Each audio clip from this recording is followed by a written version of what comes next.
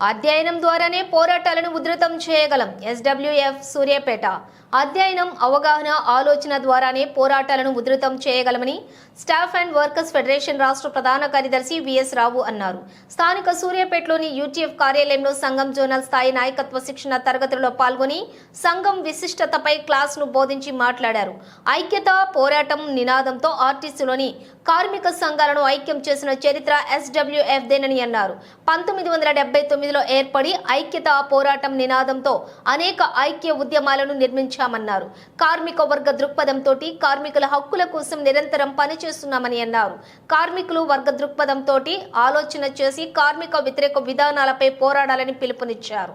దీనికి శిక్షణ తరగతుల వల్ల అవగాహన ఏర్పడుతుందని, కార్యకర్తలు, నాయకులుగా శిక్షణ తరగతులకు దోహదపడతాయన్నారు. రాష్ట్ర ఉపాధ్యాయులు తుమ్మల వీరారెడ్డి జాతీయ, అంతర్జాతీయ విషయాలను బోధిస్తూ అమెరికా పెట్టుబడిదారీ విధానాన్ని కొనసాగిస్తూ అనేక దేశాలపై దండయాత్రలు చేస్తుందన్నారు. రాష్ట్ర అధ్యక్షులు వీరాంజనేయులు ఎస్డబ్ల్యూఎఫ్ పని పద్ధతులపై క్లాసును బోధించారు. ఈ క్లాసులను సిఐటియు జిల్లా అధ్యక్షులు ఎం రాంబాబు ప్రారంభించగా ఎస్డబ్ల్యూఎఫ్ రీజియన్ అధ్యక్షులు కె నరసింహ ప్రిన్సిపల్ గా వ్యవహరించారు. ఈ క్లాసుల సందర్భంగా యూనియన్ రాష్ట్ర ఉపాధ్యక్షులు గీత యూనియన్ జెండా ఆవిష్కరణ చేశారు. ఈ క్లాసుల్లో రాష్ట్ర కార్యదర్శులు బత్తల సుధాకర్, కృష్ణ, రీజన్ నాయకులు లక్ష్మయ్య, శ్రీకంఠం, గుండు రమేష్, యాదప్ప, సోమయ్య, శ్రీనివాస్ రెడ్డి, రవి, శ్రీనివాస్, రాములు, కృష్ణయ్య, నాగమల్లు, వెంకన్న, పరశురాములు, బుచ్చయ్య తదితరులు పాల్గొన్నారు. మరి మీకు ఎన్ని వేల రూపాయలు డిపోకి అంత కలిపితే 70,000 అయితే అంతకన్నా ఎక్కువ ఏం కావాలి అంతే. ఎందుకంటే ఇట్లా కార్మికులకు, డ్రైవర్లకే తెలియదు, డిపో మేనేజర్ ఎప్పుడో మర్చిపోయారు, ఆఫీసర్ వాళ్ళు మర్చిపోయారు, వాళ్ళకి యాద ఉన్నాయో కూడా పని ఒత్తిడిలో పడి అది చేయరు. అందువల్ల మనం ఇట్లాంటి వాటిని మనం బయటికి తీయాలి. సేఫ్టీ డ్రైవింగ్ అలవెన్స్ మాకు ఇవ్వండి, మా డ్రైవర్లకు ఏ సంవత్సరంతో పెండింగ్ ఉందో. ఇప్పుడు ఇక్కడ మనకు మౌళి సార్ దగ్గర పోయి, సార్ ఇట్లా మన రీజన్ మొత్తం లోపల ఏ డిపోలో ఎవరెవరికి రాలేదు మీరు కొంచెం కనుక్కోండి, ఆఫీసులో ఉన్న మన సార్ వాళ్ళకి కనుక్కోమని చెప్పాలి. వాళ్ళు కనుక్కొని చెప్తారు, దాన్ని పట్టుకొని రిప్రజెంటేషన్ ఇది చాలా సులభంగా పరిష్కారం అయ్యేది.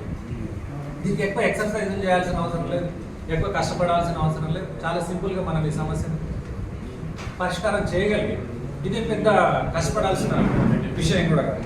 అందువల్ల ముందు డిఎం తీయండి, ఆయన రెస్పాండ్ అయ్యి ఇచ్చిన సంతోషం కాలం. అయితే కార్మికుల సమస్యల్ని హైలైట్ చేయటము, వాటికి పరిష్కారాలు చూడటమే మన ప్రయత్నం.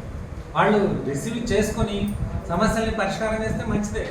అది కాకపోతే నెక్స్ట్ స్టెప్ ఏందనేది మనం ఆలోచించవచ్చు. ఎందుకంటే డిఎం పరిధిలో ఉన్న సమస్యను ఎండి దాకా తీసుకుపోవడం వల్ల, ఎండి లేదా ట్రాన్స్పోర్ట్ మినిస్టర్ దాకా తీసుకుపోవడం వల్ల ప్రయోజనం లేదు. ముందు డిఎం పరిష్కారం చేయాలి. అట్లా పరిష్కారం కాకపోతే వెంటనే ఇమీడియట్ ఆఫీసర్ ఎవరు, ఆర్ఎం గారికి రిప్రజెంటేషన్ ఇవ్వాలి. వాళ్ళు ఎంత చేస్తారు, ఎంత చేసిన తర్వాత. కానీ మనం రిప్రజెంటేషన్ ఇవ్వటం వల్ల అంతకాలం మరుగున పడి ఉన్న కార్మికుల సమస్యను బయటికి తెచ్చిన వాళ్ళ వల్ల 5 మందికో 10 మందికో కార్మికులకు మేలు జరగడానికి కొంత ఫైనాన్షియల్ బెనిఫిట్, అదేదో మనము అయాచితంగా ఇచ్చే బెనిఫిట్ ఏం కాదు. వాళ్ళకి రావాల్సిందే చట్టబద్ధంగా సర్కులర్ నేపథ్యంలో వాళ్ళకి రావాల్సిన ఫెసిలిటీస్, రావాల్సిన అమౌంటే వాళ్ళకి ఇవ్వాలంటారు. అందువల్ల సమస్యల్ని గుర్తించి మనం ఆ రకంగా ఇచ్చాం. తర్వాత స్పెషల్ గ్రేడ్లు, చాలా మందికి స్పెషల్ గ్రేడ్లు తీస్తుంటారు. 12 సంవత్సరాల స్పెషల్ గ్రేడ్, 20 ఏళ్ళ స్పెషల్ గ్రేడ్ తీస్తుంటారు. ఇది సాధారణంగా ఏంటంటే ప్రతి సంవత్సరము జూన్ 30